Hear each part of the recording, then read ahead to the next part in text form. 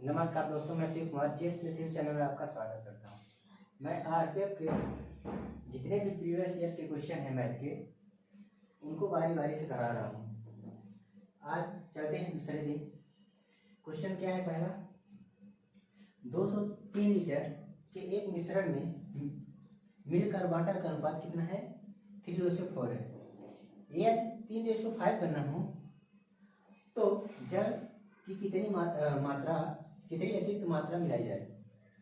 मान लीजिए कोई 203 लीटर का मिश्रण है, 203 लीटर का मिश्रण है, जिसमें पानी और दूध का अनुपात कितना है? दूध और पानी का अनुपात कितना है? दूध और पानी का अनुपात कितना है? 3:4। यदि इस रेशियो को 3:5 करना हो, इस रेशियो को 3:5 करना हो तो कितनी अतिरिक्त मात्रा इसमें पानी की मिलाया गया है? ठीक है, पहले भी पानी कितना था? पहले पानी कितना था? पहले भी तो 3 रेशियो में था, अभी भी 3 रेशियो में है। पानी कितना है? 4 रेशियो में, और अब कितना हो गया? 5 रेशियो में। तो पहले 3 था, कितना लीटर? 203 लीटर। 3:4 को अगर 203 में वो करते हैं, 203 में 7 का अगर डिवाइड करते हैं, एक का मान कितना होगा? 1:1 का मान कितना होगा? 7 × 14, 7 8 7 नहीं है 63। एक मिनट का मान 29 लीटर। तो यहाँ अंतर कितना है? 4 और 5 में अंतर कितना है? 1 यूनिट का। 1 यूनिट का मान कितना हो जाएगा? 29 लीटर। कितना हो जाएगा? 29 लीटर। अतः इस मिश्रण में 29 लीटर और पानी मिलाने पर इस मिश्रण का जो अनुपात हो जाएगा 3:5 हो जाता है। चलिए दूसरे क्वेश्चन की ओर चलते हैं। ठीक, दूसरा क्वेश्चन हो रहा है।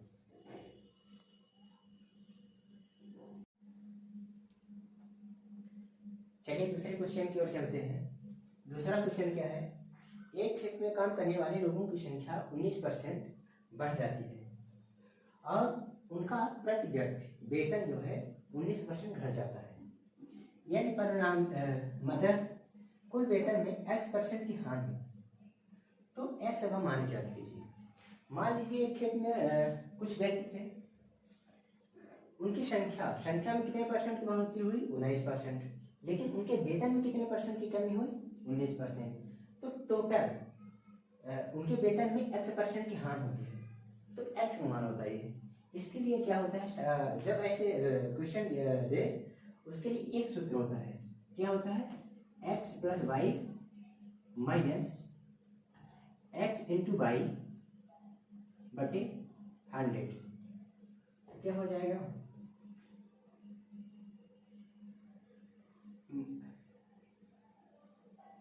x का मान कितना है? यहाँ x का मान 19% प्लस y का मान कितना है? -19%, -19 प्लस माइनस यहाँ माइनस हो जाएगा, माइनस x × y कितना है?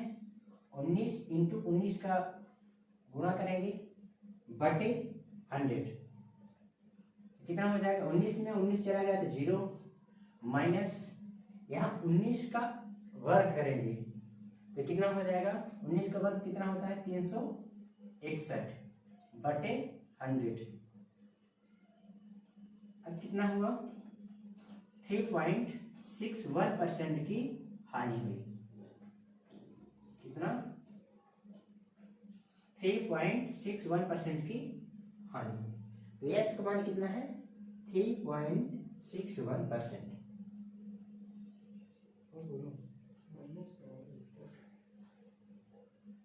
माइनस। चलिए नेक्स्ट क्वेश्चन की ओर चलते हैं। एक बॉक्स में रखे 73 नोटबुक का औसत भार 7.3 है। बॉक्स में एक और नोटबुक रखने पर उसका औसत भार 7.4 हो जाता है। तो नए तो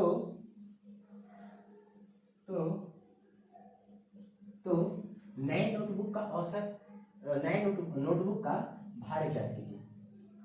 देखिए क्या होता है कि एक बॉक्स है, कोई एक बॉक्स है, उसमें 13 किताबें रखी हैं, मान लीजिए नोटबुक रखे हैं, जिनका औसत भार क्या है 7.3 है।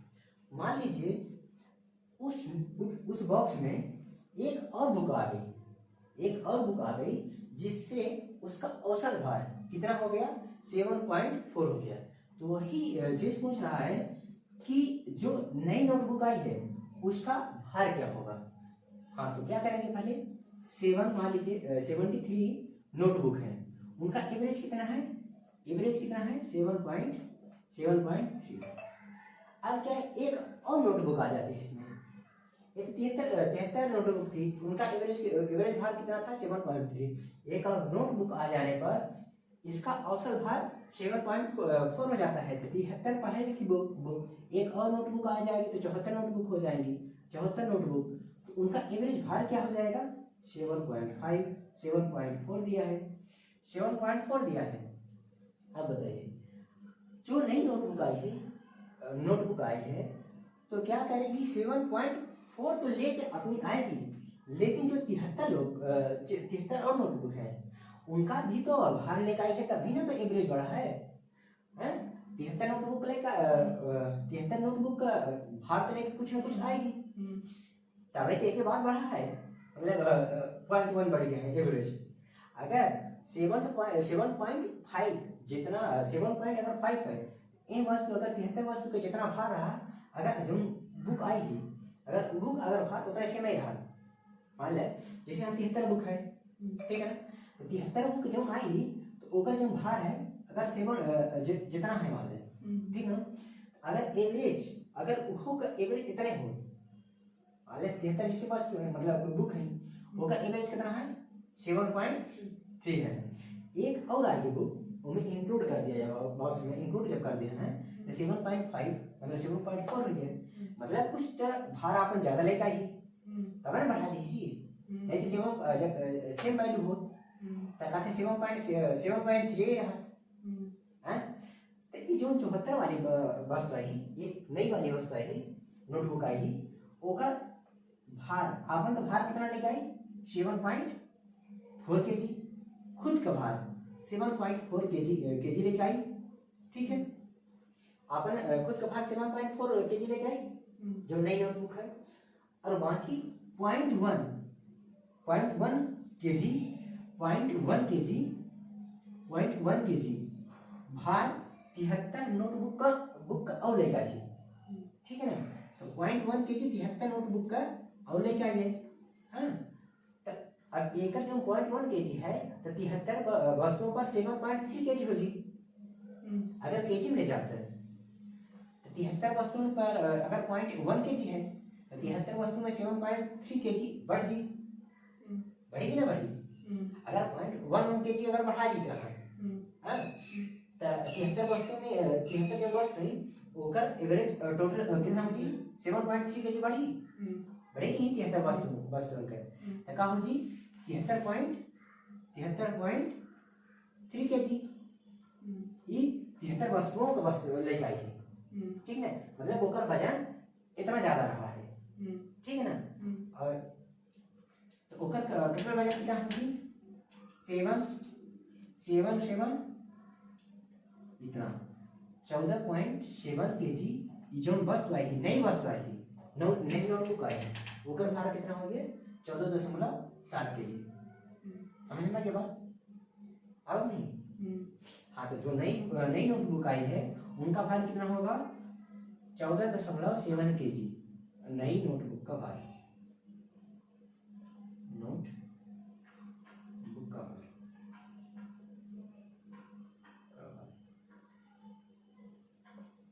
ठीक है ना, नई नोटबुक का भार समझ में आ गया, जितना तो रहेगा वो है, आपका तो भार तो रहेगा वो है, लेकिन जो 73 वस्तु है उनको अपने साथ लेकर आई भार, तभी तो गणेश बढ़ा दी इसी देख इसी मन ने बंद करी तब देखा। चलिए नेक्स्ट क्वेश्चन की ओर चलते हैं। अगला क्वेश्चन क्या है, 27√3 सेंटीमीटर विकर्ण वाले एक घन को पिघलाकर घना बनाने पर उसकी ऊंचाई कितनी होगी। अगर 27√3 सेंटीमीटर विकर्ण वाले एक घन है, उसको अगर हम पिघलाते हैं और उसका अगर घनाभ बनाते हैं तो उसकी ऊंचाई कितनी होगी। यदि घनाभ की लंबाई घन की भुजा के बराबर है, जो घनाभ है उसकी लंबाई अगर घन की भुजा के बराबर है और घनाभ की चौड़ाई 13.5 सेंटीमीटर है। चलिए करते हैं क्वेश्चन को। तो घन का क्या होता है, घन का क्या होता है, विकर्ण का सूत्र क्या होता है, ए रूट 3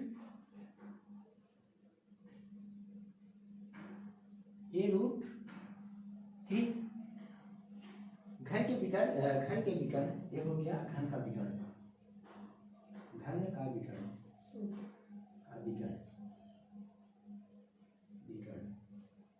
के विकर्ण का सूत्र, ठीक है ना।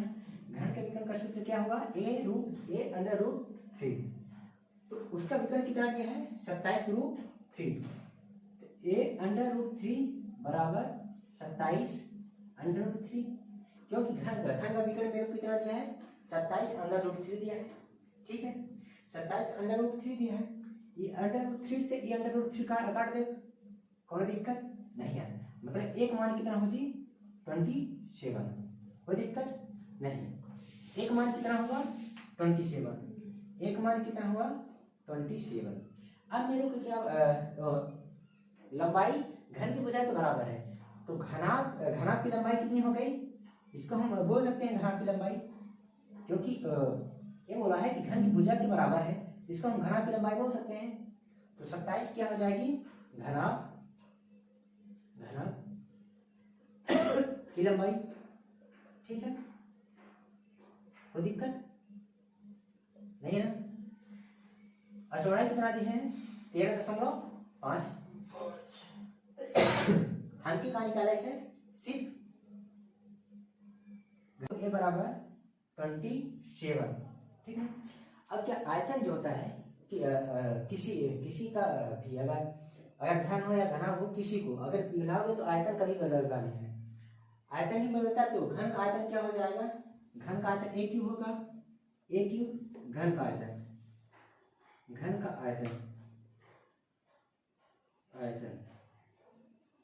आयतन कभी भी बदलता नहीं है, किसी का भी आयतन कभी भी नहीं बदलता। a क्यूब और अगर इसका हम आयतन निकालते हैं घनाभ का आयतन बराबर घनाभ का आयतन, क्योंकि घन का आयतन जो होगा वही घनाभ की भी आयतन होगा। तो घनाभ का आयतन क्या होगा, घनाभ का आयतन क्या होगा, लंबाई गुणे चौड़ाई गुणे ऊंचाई। ये क्या हुआ घनाभ का आयतन, घनाभ का आयतन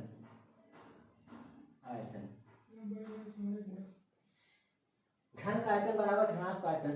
घन का आयतन एक मान कितना है 27 गुणे 27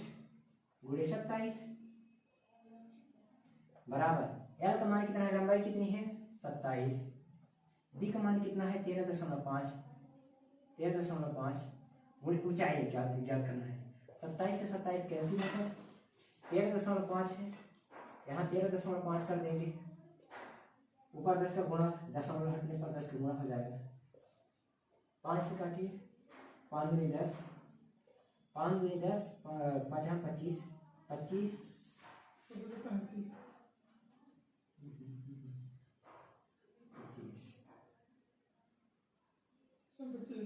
टोटल कितना हो जाएगा 27 गुणे 27,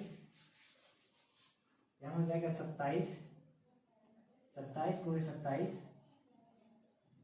गुणे 2 बटे 25,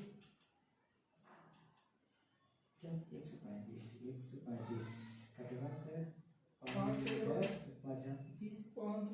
35 27, क्योंकि क्या होगा 27 गुणे 27 गुणे 27, घनाभ का आयतन बराबर घन का आयतन बराबर घनाभ का आयतन। लंबाई कितनी है 27, चौड़ाई कितनी है 13.5, ऊंचाई मेरे को ज्ञात करना है।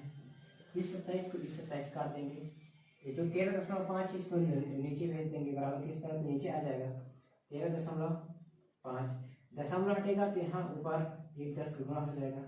काटते हैं 5 से काटते हैं, 5 दूनी 10, 5 दूनी 10, 5 सत्ते 35, 27 इस 27 ये 27 कैंसिल हो जाएगा, 27 दूना 54। अतः घनाभ की ऊंचाई कितनी हो जाएगी, ऊंचाई कितनी हो जाएगी 27 गुना 54 मीटर सेंटीमीटर, 54 सेंटीमीटर। अतः घनाभ की ऊंचाई कितनी हुई 54 सेंटीमीटर। हो गया हो, आगे समझ में बंद है। आयतन कौन चीज की थोड़ी बदलत है।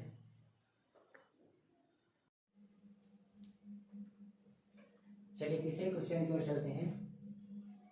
एक व्यक्ति एक समबाहु त्रिभुज मैदान पर 9 किलोमीटर बराबर, 15 किलोमीटर बराबर और 45 किलोमीटर बराबर की गति से यात्रा करता है।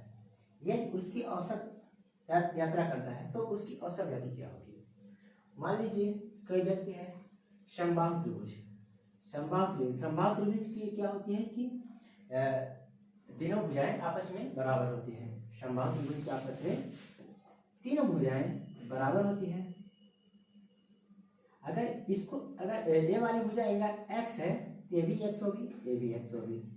तो डिस्टेंस औसत स्पीड निकालने के लिए क्या करते हैं, स्पीड बराबर क्या होता है, स्पीड बराबर होता है डिस्टेंस अपॉन टाइम। तो डिस्टेंस कितना है x, टाइम निकालने के लिए क्या करें, स्पीड डिस्टेंस अपॉन स्पीड। तो डिस्टेंस कितना है x अपॉन स्पीड कितना है, पहली speed 9 kilometre per hour plus दूसरी डिस्टेंस कितनी है, फिर दूसरी डिस्टेंस अपॉन दूसरी स्पीड कितनी है 15 किलोमीटर पर आवर प्लस तीसरी डिस्टेंस कितनी है, तीसरी स्पीड कितनी है 45 किलोमीटर पर आवर। इनका क्या करेंगे,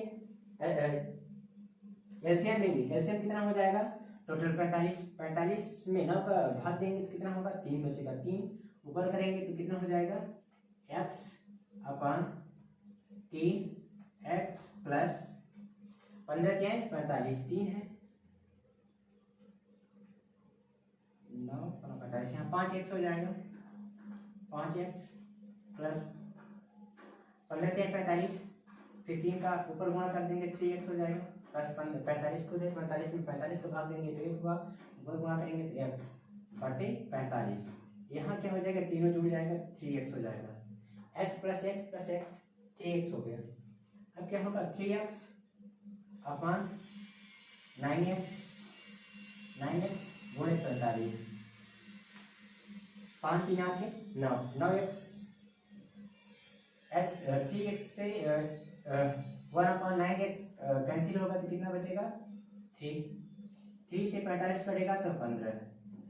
अतः इसकी एवरेज स्पीड कितनी हो जाएगी 15 किलोमीटर पर आवर।